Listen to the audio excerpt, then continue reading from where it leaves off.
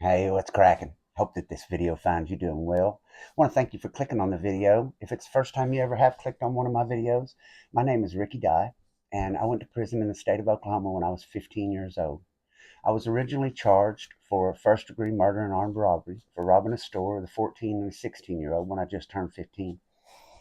I ended up pleading out to second-degree murder and got a 34-year sentence, with 12 of that being suspended, which meant I had to do 22 in and then 12 out, suspended.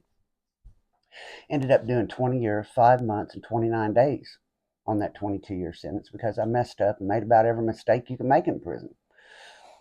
I bumped my head one time after another, and I just kept screwing up. In a lot of my videos, I talk about some of the things that are really, I try to make the stories exciting, and I do my best to laugh about it and try to use it as a reminder of what happens when you make the wrong decisions in life and you don't follow the rules. But today's story isn't going to be quite like that because today's story is sad.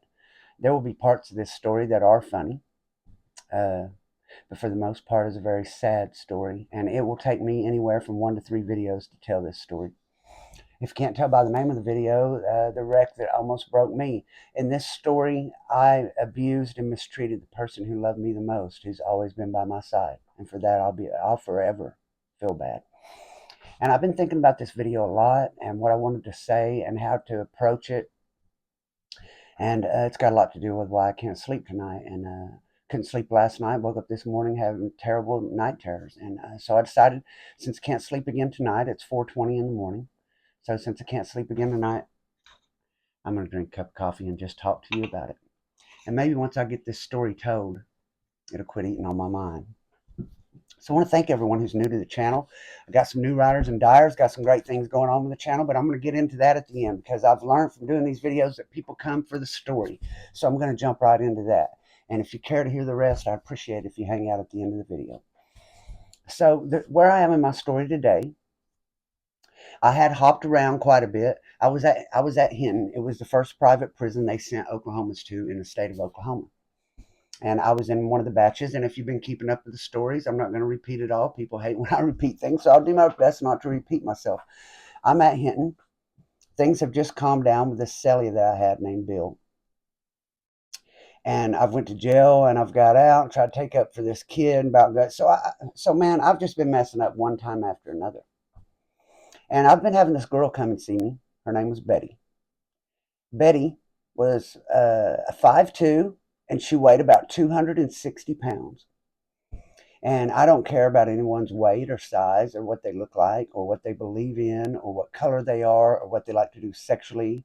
But I will tell you that she was not an attractive woman. I had female guards ask me in the visiting room, well, what are you doing visiting her? Don't that lower your self-esteem? I'm like, no, it doesn't lower my self-esteem. I appreciate her coming to see me. So I thought that was pretty mean of them to say that. But truthfully, it was the girl that I thought was my wife's cousin, and I was doing it out of spite because me and her were split up. And man, it got where everyone on the yard knew that I got weed. And I would go around and make deals with people. And I would say, you have your mom send me 200, or your uncle or your aunt or your husband or whoever it was sending money for them. Instead of getting money sent to your books, man, you send $200 to my girl, and I'll give you an ounce of weed. I'll bring it to you, hand it to you, still taped up in the keister. Shoot, nobody ever even opened it. Weighed out ounce. And people would jump all over that because it's worth a lot more than that. But that's a deal. But me, I had a deal set up where I was getting a quarter pound for $200 to 250. That's 4 ounces. So I can make 800 off a 250 investment. And I would get all that snuck in one weekend. She would come in with a couple ounces on the first visiting day, and I would take them in the bathroom and drop them in a trash. She would take them in the visitor's bathroom and drop them in a trash can. Someone else would go in behind her. Their visitor would go in behind her and get them out, hand them off to them, and they would keister them and bring them back for me unopened. And then I would give them a quarter of whatever they brought back. If they brought an ounce back, they got a quarter out of it. If they brought 2 ounces back, they got a half ounce out of it. So that was a way that people would hustle if they went to visit, and their family wouldn't bring them anything, and they didn't get any money, but they still could make money by sneaking things back for other people if their visitor is willing to help them by sneaking it from the bathroom. And really, you shouldn't be asking anybody you care about to do these things. This shows how much of a piece of shit I have become. I come into prison scared to death. Didn't know what weed was, never smoked a cigarette. Terrified of everybody and everything. Now I'm running around here. I think I'm the dope man.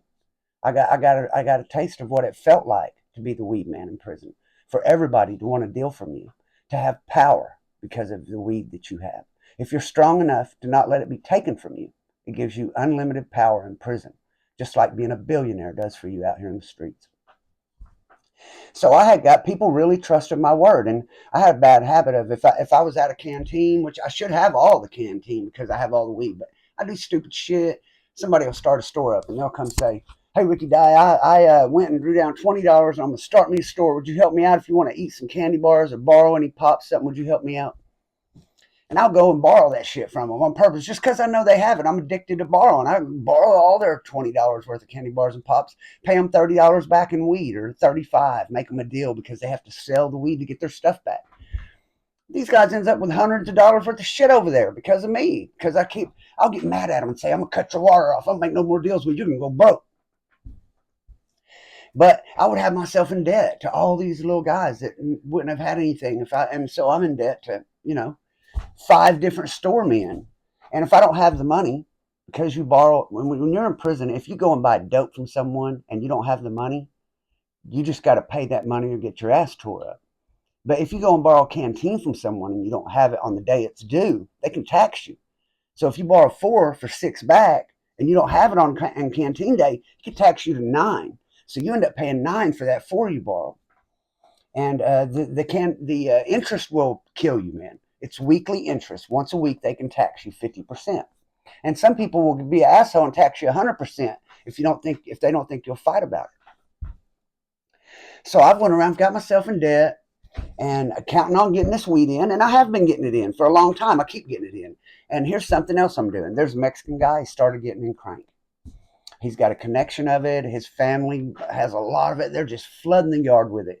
It has got to where even though I'm bringing in a quarter pound of weed every weekend on this yard, that's for 1,000, 1,500 people are sharing that little quarter pound of weed. But this guy's bringing in so much crank, man, that it's easier to get a $100 paper of crank than it is a $5 joint of weed. It's just everywhere. And like a dumbass, I get to smoking it all the time and drinking it in my coffee. And I end up owing this guy a lot of money all the time.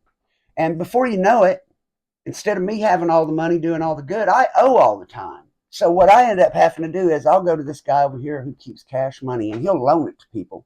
$100 for $150 back, $200 for $300 back. A loan shark in prison, you have cash money on hand.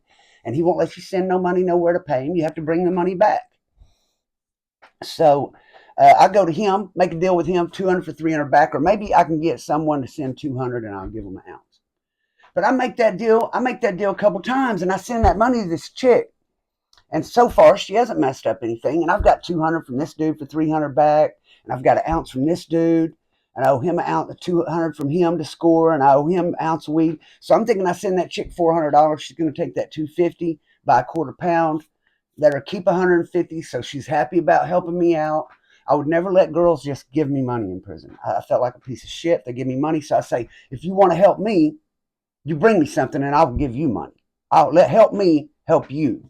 And that's the only way I would do it. I say, if you do it the way I say, I'll never let you get caught. If you don't do what I say and get caught, that's because you're not listening to me. But if you listen to me, you'll never get caught. And I never have got anyone who listened to me caught. And I would always say, if you did get caught, what you're going to do is you're going to go tell them that I threatened you. I told them I was in a brotherhood, and if you didn't do what I told you to do, that one of my brothers was going to come hurt you or your kids. And when they come jam me up and ask me if I did that, I'm going to say the bitch is dead. So they'll believe me. So they'll believe you. I'm going to get you out of it no matter what happens to me. I'm going to cover you no matter what. Because I had it in my head I was never going to get out of prison. I had been locked up since I was 15 years old. And they kept telling me I was going to get out. They told me I would never be certified as an adult. Then I was certified as an adult. My lawyer told me and my mom I would be home in 2 years. Every 2 years, they would tell me in 2 years. My stepdad met my mom, and like 10 years later, goddamn, it's the longest 2 years I've ever seen. So like I would build up a little bit of good time, and they would take it away. I'll build up a little bit of good time, and they would take it away. And it wasn't just them taking it away. It was me continuing to do drugs, to get mixed up in things, borrowing from people, all the things I tell people they shouldn't do. I was doing it all. borrowing from everybody, going and getting drugs on credit. And I'm thinking, this girl's going to bring me this money. So Friday comes around. I send her the money. She tells me that she's having a hard time getting the weed. So you got visits Friday, Saturday, Sunday, and Monday, but you only can come Saturday or Sunday. Each visitor can. Like my girl can come Saturday and my mom can come Monday. So I could visit 4 days, but my girl can only come Friday, Saturday, Monday, or Friday, Sunday, Monday. And then my mom can do the same thing. But I don't bring my mom up there involved in this shit. My mom does help me with money and stuff, but I'll send it to this girl and have her take the risk. Whole time, okay, so this girl tells me, oh, I'm having trouble getting weed, having trouble getting weed. So I said, well, don't even come Friday night then, because I've already told everybody when I go to visit, we're going to have this shit. And I can't go out there to visit and come back without it. So I just tell them you can't find it yet. You'll come Saturday. Oh, I think I got it. I think I'll have it Friday night for sure.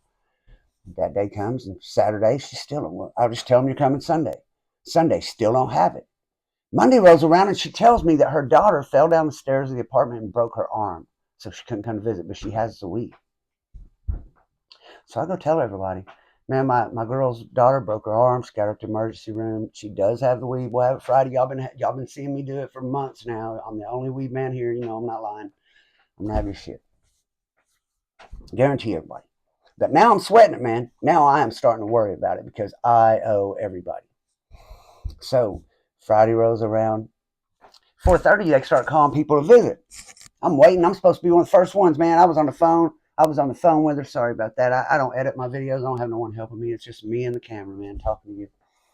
So at 4:30, I'm supposed to be getting a visit. And I was on the phone with her at 3 o'clock, and she said she's headed out coming to see me. And it only takes 45 minutes to get there. 4:30, they start calling visits. 4:45, 5 o'clock. They start calling chow, 5:30. They still haven't called me to visit. What the hell's going on? So I start trying to call.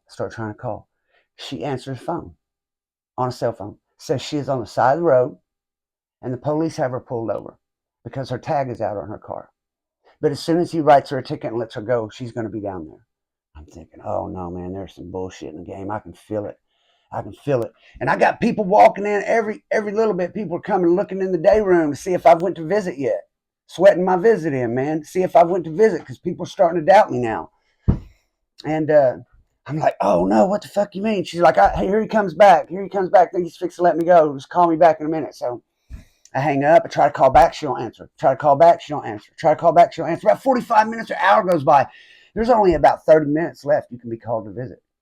After that, you can't get in to visit anymore. Visits are over for the evening. They can visit if you're already out there, but they shut it down at a certain time. So I got like 30 minutes left. People are walking in like, dude, are you going to visit? I'm like, yeah, I'm going to visit, man. I don't know what the fuck's going on. She said she'd be here in a minute. She answers the phone when there's like 5 minutes left for a visit and tells me, now, this is why I brought up how big the girl was. 5'2", weighs about 250, 260 pounds, out of shape, smokes cigarettes. Tells me that the police asked to search her car. And so she took off running with the dope, with the weed, and she threw it in a ditch and hid it. And she outrun him and got away from him. And once he goes away, she's going to go get it and bring it on up here to me. And I've got all these people coming in here asking me if I'm going to visit. And I said, damn, girl, you are so full of shit. She said, what did you just say? And I said, you are so full of shit. I've got these people coming in here every few minutes. I've had them sweating me since Friday of last week, telling them one lie after another that you have told me. And I'm not telling them this lie because them dudes will stab me if I tell them that you just outran the damn police and threw the dope in a ditch. You're going to go get it and bring it to me. Man, are you serious right now? So, dude, I know I'm in a wreck. I said, I can make up a better lie than that. And so that's what I did. Because sometimes in prison, you get in debt to these people. And even, some of them are killers. Some of them aren't killers. Some of them are pretending to be killers. They do not want to get into it with you, especially if they think you got a knife and you'll stab them too. And I had a reputation for carrying a knife, and I stabbed people, so they didn't really want to get into it with me. But if they think I'm just not going to pay them, I'm telling them they're beat. Somebody's going to get me, man. So they're trying to give me the benefit of the doubt, but I can't go tell them that shit. So I go and tell them that I'm having problems with this girl. I think she's lying to me. Try to keep it as real as I can. But the problem is some people can't accept the truth. They will not accept the truth. They don't want to hear that. They just want to know you've got their money. That's how it is in prison. Out here, electric company, they don't have no understanding. They turn your shit off. The only difference is in there, they're coming to hurt you, man. Once it gets to a certain point, the money doesn't matter anymore. It's disrespect. Doesn't matter if you pay anymore. They're going to get you anyway. So go around, try to be as honest as I can. Say, but look here, don't worry, man. I'm going to get out of this. Next weekend, I will get to weed. I will get out of it. So I went back to Old Faithful, man. I went to my mom and I told my mom what happened. And she asked me, well, how much money is it going to cost to get you out of it? Because she didn't have the money. She was going to try to borrow it from my family, wherever she could get it. And that shamed me to no end. And she didn't want to help me get any more drugs. She just wanted to pay them off. Just give me the money to pay it. And I said, Mom, if I was to try to pay what I owe in money, it would cost us thousands of dollars. We cannot afford to pay it in money. And if there's no way I can pay these people, I need to know before they do. The problem is when you're in prison and you owe somebody money and you've given them your word, you can't just go attack them because you can't pay them. So you have to wait until they do something to you. It's put you at a severe disadvantage. One thing you never want to be at in prison. So I tell my mom, if I could just get $250, get somebody to buy me a quarter pound of weed. She was having trouble getting it. But I have someone I've known all my life. He's a brother to me. Doesn't like getting involved in shit, but he told me he'll go get me a quarter pound of weed for $250 if it'll get me out of this wreck for my mama. Save her money. So he wouldn't get me a quarter pound for weed. My mom gave me $250. This guy, like a brother to me, goes and gets me a quarter pound of weed. But my mom says she bring that shit in there. That girl used that money up. See, because I sent that girl $400. She was supposed to buy that quarter pound. Instead, she just used the money, made up lies, and didn't come. So my mom said, I'm not bringing that shit up there. So the dude's my brother. He went, got her ass from her apartment, had it wrapped in keisters, gave it to her, and drove her to the prison to bring it in there to get me out of that shit. So I go around and I pay all my bills. And I swear to God to my mama, it'll never happen again. Never going to do drugs again. The wreck was so bad. I was so worried about it that I was getting sick all the time. I felt like I was going to throw up. I was sleeping with a knife. I would have a knife on me all the time. I wasn't going to chow hall because if they catch you, if you can't have a knife on you in chow, you got to walk through a metal detector, go in chow hall. They could catch me coming out. I wouldn't have nothing on me. Headed back to the unit. So I didn't want to get caught without nothing. So I wouldn't go eat. I was just living off soups and stuff and borrowing. And I just owed everybody, man. And you can't imagine what it's like to owe everybody around you in a little area you can't get away from, and everybody looking upside your head, not knowing where it's coming from first and who may attack you over 3 boxes of Debbie's, or who may attack you over $200. And are they going to try to hit you? Or since you always have a knife, are they going to just try to kill you first? It is a hell of a situation to be in. And it wasn't the end of it, because I broke my word to my mom, and I went and got right back in fucking debt. I mean, I sat in my cell and cried about that shit and swore I would never do that stuff again, no matter what. The drugs were not worth that kind of worry, putting my life on the line, doing that to my mom. Then the dope come in, they come and offer it to me. I see it, my stomach turns. Next thing, I'm thinking, you come up with these ideas when you're trying to get dope. Like, okay, my mom told me she'll send me $50 every Friday. Don't spend more than that. So I know that's all I've got coming. No one else is going to send me anything. So usually you would just save that money and use it for canteen to draw down on. Maybe buy you a joint here and there if you just can't stand it. Shouldn't even be doing that. Should just use it for your canteen, hygiene, stamps throughout your family, what it was sent to you for, to make your time a little easier so you can get out fast and not have to do it the hard way. And my mom tried to do that for me. But man, when I was in there young, I'd never done any drugs. The older guys, they got me to try the drugs on my word, getting it, so that when they didn't have their part, it would still be on me to pay. So basically, they helped me try it so they could get high. But what happens is you're in prison all the time. You're depressed all the time. You never think you're getting out. Everyone else is getting high. They're offering it to you because they know that you're going to pay. They know you may not have the money right now, but they know if they put enough pressure on you, you'll get that fucking money. You can guarantee that. You can't just come up and bulldog you out of it. But if you owe it, and you gave your word, you got to pay. It's just all there is to it. Otherwise, you're a piece of shit, just like a catch out, just like a chomo. Give somebody your word you owe them money, you better fucking pay them. So I run my ass out there and get my ass right back in debt. And I cannot believe I've done it. Cannot believe that I've done this again. This girl, the very next weekend, comes up there to see me, and there's a football game on TV. And they call me to visit. And I thought about not even going out there and seeing her, because I had already told her in the beginning, if my mama has to get me out of wrecks that you put me in, I don't need a woman. So they called me to visit. She, after not coming that whole other weekend, and then dragging her feet this weekend, and my brother having to go get her and bring her. Now the first time the door is open, now that the debts are paid up, the next Friday, first time door opens, here she is, breaking down the door. One of the first ones to call my name on a Saturday. One of the first ones call my name at noon. As soon as they start having games start coming on at noon, 12 o'clock they start calling visits. 12:03 they called me. Man, I went down there and I sat down next to her, and she scooted over and tried to put her arm around me, and I scooted away from her. She said, "What's going on?" I turned around, looked at her, and I said, "I already told you, man. If my mama's got to get me out of wrecks, and especially ones you get me in, I'd be damned. I don't need no woman. And as a matter of fact, I'm going back to watch a football game." And I got up and left and went back to the unit and took her off my visiting list. But now I find myself in this jam again. But now the problem is my mom's been working at this factory. Now, it's the first real job probably my mom ever had. She was always married, was always took care of by a man. It was a different era where men took care of their women and the woman stayed home and took care of the family. And that was the generation my mother grew up in. But now I'm in prison. My younger two brothers are pretty much grown up, and my younger sister's living with my grandmother, and my mom's working at this factory.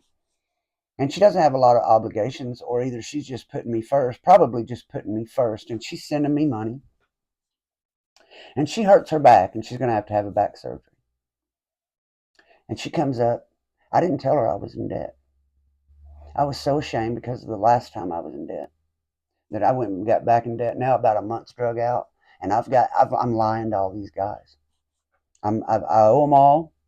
And at first I told them that I was going to pay them out, and they wouldn't accept it. One would not believe that ain't good enough. They want their money. So if that ain't good enough, I'll tell you a lie. So, okay, I'll have some dope this weekend. Every weekend I made up another lie. A month or two's gone by. Only reason people aren't jumping on me is because of my reputation at this point. People know that I'm sleeping with a knife. They know that I'm not going to the chow hall because I can't carry my knife. Everybody says he's got a knife up there with him. Everybody knows it. Everybody knows I'm sleeping with that knife. And I was so stressed out during this time. I was around 27, 28 years old, and I was so stressed out, the hair turned gray on both sides of my head. Within a few months, within about 6 months, both sides of my head looked like streaks down the side. Still that way today. Isn't that bad anywhere else? But boy, on the sides, streaks of gray, baby. All happened in a few months from this wreck. I thought everything I could to try to get out of this shit, man. I thought about killing myself. I thought about how could I escape. I thought about everything but catching out, because there's no way I'd catch out. I know if I ever caught out and went protective custody, as soon as I got in that cell down there, I would look in that mirror and think about what I'd done. And people would be calling me rat, piece of shit, catch out. And I would know it was true. And I would hang myself. So before I kill myself, fuck that. You got to kill me. Fuck that. Killing my motherfucking self for you. So I decide not telling my mom about this shit. I'm just going to lay up here night after night, staying up all night in my cell, sleep during the day, keep my knife on me. Anybody fucks with me, and one motherfucker fucks with me, we ain't have to worry about any of this other debt, because I'm going to stab shit out of them, they're going to stab shit out of me, and I'll be going somewhere else to start over. But I ain't asking my mama for that money. And then one day, my mom's getting ready to go to this back surgery, and I'm thinking, I ain't going to have no visits. I have no way to hustle. My mom ain't going to be able to send me no money. She can't work. And she shows up out of nowhere and says, "How much money do you need to get out of the spot you're in?" I said, "I ain't in no spot." "Why you say that?" She said, "Because I know you, boy. You are in a spot. You're in a bad spot." Said, "You're sitting there dragging going back from this visit. That's why you didn't want me to come visit you today." Because they would tell me they were coming to visit, and I'd make up excuses for them not to come visit. But the reason was I was lying to all these people, telling them that if I went to visit, I would have dope. Okay? And I didn't want to go to visit and come back without no dope. So it was better off to make up some other excuse, because if I went down there and come back, it'd look even worse. And again, my mama saved me. My mama shows up and says, I want you to tell me what it would take, because I think I've got it for you right now." Dude, I started crying in the visiting room. Right there on the spot, I started crying. I didn't want to take my mama's money. But the thought of going back in there without nothing after all that time, Shit, my mama knows me. She could see it on my face and hear it in my voice. I tried not to tell her, but she knew. And so she told me to go back in there and get addresses, and I sent her addresses, and she sent money everywhere I owed money to, and we cleared my name, and she bought me a Game Boy off the canteen. For a little while, they let us buy little Game Boy Advances at that private prison till people raised hell, and they took that away immediately. That was straight up private prison thing. You don't get that kind of shit in DOC, man. Private, like Game Boy. I could not believe that shit. I never seen nothing like that in my life. In a medium security prison, a freaking Game Boy? Are you serious? Yeah, it was ridiculous. But it didn't last very long, believe that. People complained that shit was gone. But I went from owing everybody to having everybody paid and having hundreds of dollars on the books and having a Game Boy and shit. I was shitting in tall cotton. And she said, now that you got all them bills paid, I've got $300 for you. I'm going to go and have this back surgery.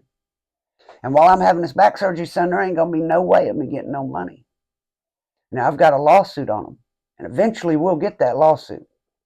Said, I don't know how much we'll get, but it'll be a lot of money. And when it gets here, I'm going to take care of you. But I'm about to have this back surgery, and the back surgery they gave her, they don't have it anymore because it's illegal. They cut her in half to work on her, to fix her back. And she could have died during that surgery, but she didn't tell me that part. Didn't want me worrying in prison. So she gives me this $300. And I promised again for the third time that there's no way I'll do those drugs again, and I won't get myself in that spot again, Mama, and thank you so much for getting me out of this. And not only did she get me out of it, but she gave me extra to get by until times were better again. And I should have took that $300 and went and had her stick it on my books and just pieced it out and used it a little at a time. Maybe I should have went and made a deal to get a lot of canteen and ran a store or something with my hat. But instead, for the third time, dope hit. Spent a couple hundred on that, the other 100 on canteen and weed. Before you know it, I was broke again. Now my mom had her surgery. She came through it. Okay, thank God. But within a few weeks of her giving me $300, I was in debt to everybody again. This video's went 27 minutes, and there will be a part 2 of this video, and I'll pick up right here. So you got to watch this one because I'm not going to repeat it all. The next video I'm going to say, so I'm in a wreck again, and I'm going to start right there. There may even be a part 3 because there's a lot more for me to tell you. Things got pretty bad before they ever got lined out for me. And it's just getting started. Because there does end up being physical confrontations over it. Believe that. It is coming. It is only a matter of time. But I want to stop the story right there. I'll pick it up on the next one. I have a few things I want to talk about. Have to mention Ben Seaborn again, man. What he done the first time, oh my God, no one has ever helped me like that or done anything like that for me. I don't even know what to say. I cannot find the words. And I was thanking him, and he did it again. Okay, so I have surgery coming up Friday, the one that I've been dreading. It's been canceled 5 times, and twice it's because I chickened out. It is really weighing on my mind. I went up and I met Ben before he had a surgery of his own. Friday, he had a cord put in his spine. And he told me not to worry about it. He was going to moonwalk out of there. And the dude was in a good mood, and he didn't look afraid. And that was every bit as serious as what I've got going on. Mine's not life-threatening unless it ends up being cancer or something, which I do not think it will be. I still ask for your prayers. But he gave me the money to get us by, to catch up my bills, to do some home repairs. And I have new riders and dyers. I want to say thank you to you guys too. Always shout out to the riders and dyers, baby. The riders who ride till the wheels fall off, and the dyers keep riding even when they do. You know who you are, and I appreciate you. And I've got new ones. But for the ones who I showed you that list, if you were a rider or a dyer and you gave me your address like I asked you to, you have a t-shirt laying in my living room. And fortunately, it isn't printed yet. I ordered 8, and I got ripped off. And then when Ben gave me this money, he wanted to help me get my store going. I went and picked out some good shirts. I've got 15 laying in there on the floor that are ready. Some long sleeved and some short sleeved to get it all going. And I was Googling where to get this done, trying to find somewhere in the city where I could get it done quick so I could get them in the mail and get them sent out. Because I said it would be done after the 1st, and here it is 2 weeks later, and I still haven't sent them. And they're not even printed up yet. So I'm trying to get them done right now. I've got the money. I'm ready. I've got the shirts. Let's do it. Call and set it up. And this lady tells me to cash app her $165 to do 14 garments. And I almost cash apped it to her, but I Googled her address of her business because it was getting late. I told her I would just come over there. But she was really adamant that I cash app it. But I went on over to the business, and when I got there, it was fake. So I almost got scammed out of the money that was given to me to get my thing started. So I'm not going to rush into it again. I've already got beat out of 8 shirts. If there's any of you who know anyone around Oklahoma City that gives good prices that will print shirts and do merch for me, I really need someone that I can count on to do that. And then I'll wear them during the videos. The first ones that I have made are going to the riders and dyers as a show of my appreciation. Now, in the future, I want you to know that the prices aren't cheap. Shirts will be over $20. It's only $1 or $3 to be a rider or dyer. So the guys that have already got their address to me making out like a bandit, but that's because I appreciate you for supporting me. In the future, as a way to reward the riders and the dyers, on the first of each month, starting next month, I'll sit right here on a video. Everybody's a rider or dyer. The name will go in a hat, and I'll pull it out, and whoever's name I pulls out, they get some merch. They get a piece of merch. I'll do it once a month. It's around $20. I'm making around $14.50 off the riders and dyers. So I'll be losing about $5 a month doing this until I pick up some more. But I got faith. I got faith it's going to pick up, just like I got faith this channel is going to continue to grow because of good people just like each and every one of you. So I want to thank all the new subscribers, everyone who's watched this video. If you haven't subscribed yet, please do that. It really helped me out. And until the next video, may God bless, keep, and protect each one of you and yours. Peace out.